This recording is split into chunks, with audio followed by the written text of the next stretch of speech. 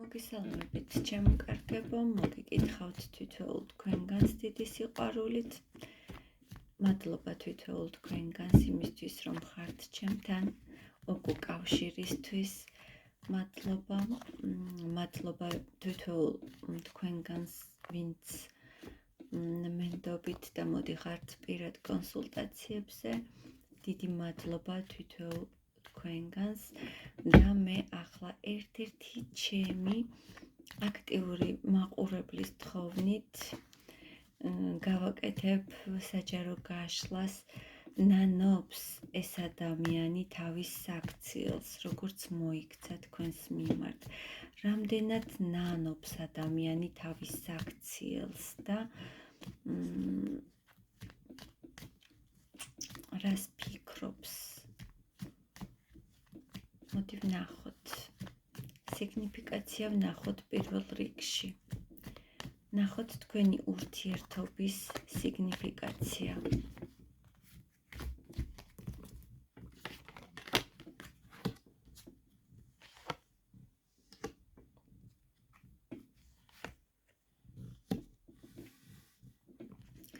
მეგობრებო, აქ არის ურთიერთობა საკმაოდ ბურუსით მოცული, ბუნდოვანი, გაურკვეველი. ვუყურებთ აქ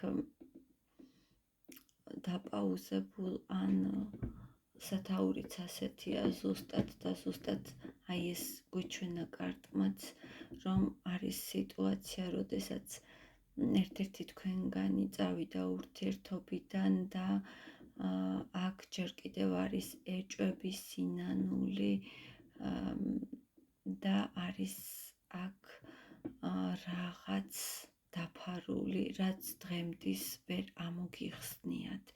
რატომ მოხდა, არის კითხვები, არის დიდი კითხვის ნიშანი და არის ეჭვები აქვე. ნახოთ, ვინ არის ეს ადამიანი? ვის ჩაიფიქრეთ, ვინ არის ადამიანი? წარსულიდან ადამიანი, რომლის მონატრებაც არ გასვენებთ და არ გენატრებად არა მხოლოდ თვითონ ეს ადამიანი, არამედ მასთან განცდილი თითოეული წუთი, მომენტი, გახსენდებათ მასთან განვლილი აი ეს ლამაზი მომენტები და რაღაც მომენტში თითქოს გიახლდებათ აი ეს იარები. მუდმივად ატრიალებთ აი ამ კადრებს თქვენს გონებაში და ეს თქვენთვის მიუხედავად იმისა, რომ ტანჯველია, რაღაც სასიამოვნო ტანჯველია, ცოტა უცნაურია, რასაც ვამბობ, მაგრამ აი თითქოს სასიამოვნოდ იტანჯებით და თან გსიამოვნებთ, რადგან რაღაცნაირად ეს ყველაფერი გაბრუნებთ აი იმ წარსულში.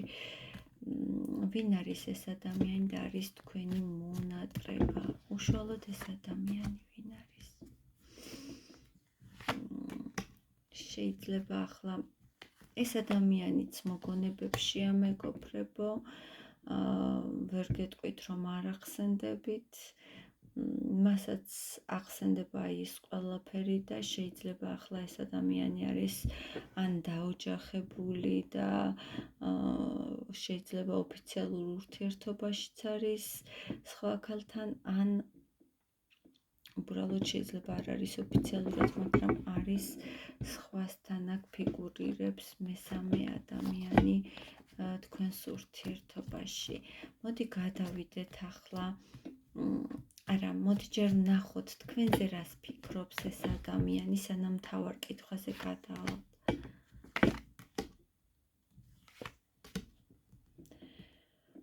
მეგობრებო, ფიქრობს, რომ იმის გამო, რაც მოხდა თქვენს ურთიერთობაში, თქვენ საკმაოდ მკაცრი ხართ ახლა მის მიმართ და ფიქრობს, რომ თქვენ აირჩიეთ სხვა გზა და მიდიხართ ახალი თავგადასავლის საძიებლად და ცოტა არ იყოს ეჭვიანობს ეს ადამიანი და ფიქრობს, რომ ფიქრობს და იჭვიანობს, რომ არ მონახოთ მისი შემცვლელი და გეტყვით, რომ თითქოს ჯერ კიდევ არის მასში შემორჩენილი ის გრძნობები.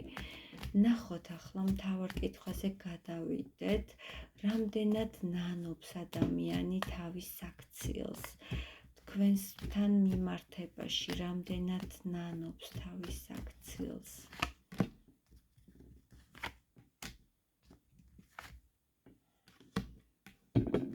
მეგობრებო, ეს ადამიანი ფიქრობს, რომ ბოლომდე ვერ დასრულდა და ვერ გაწყდა ის ჯაჭვი, რაც გაკავშირებდათ ერთმანეთთან. ვერ გაწყვიტა ბოლომდე ის ჯაჭვი და ხშირად სურს კიდეც, რომ მოიცილოს ის ფიქრები, ის მოგონებები, მაგრამ ვერ ახერხებს და კვლავ თავიდან იწყებს ამაზე ფიქრს. რამდენად ნანობს ეს ადამიანი? ნანობს, მეგობრებო, მიუხედავად იმისა, რომ ეს ადამიანი იზოლირებულია და თქვენთან არ არის, იქმნის ბედნიერების იმიჯს. ოღონდ სხვის დასანახად და ამ დროს არის საოცარ ტანჯვაში. ნანობს, მეგობრებო, მაგრამ რაღაც ბორკავს ამ ადამიანს, რაღაც უშლის ხელს.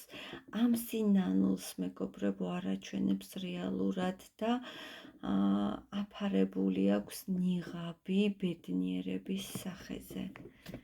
რამდენად ნანობს თავის საქციელს ეს ადამიანი თქვენთან მიმართებაში. ფიქრობს, რომ მდგომარეობის მსხვერპლია. ფიქრობს, რომ მსხვერპლია და გამოვალ სიტუაციაშია. ფიქრობს, რომ რაღაც გარემოებამ აქცია მსხვერპლად ეს ადამიანი და რეალურად არაჩვენებს იმ სინანულს, რაც მას ნამდვილად აქვს სინანული იმ თავისი საქციელის, რაც ჩაიდინა თქვენთან მიმართებაში. რამდენად ნანობს ეს ადამიანი, რას ნანობს?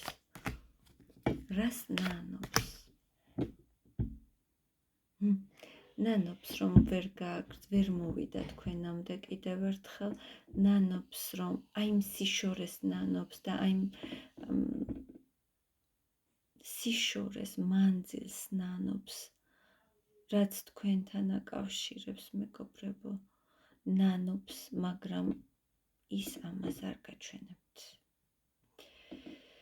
არ ვიცი, რამდენად შეგიმსუბუქებთ აი ამ კითხვაზე პასუხის მიღება, მეგობრებო, თქვენ სიტუაციას, მაგრამ სულ ეს იყო. მე დიდი სიყვარულით გემშვიდობებით და ველი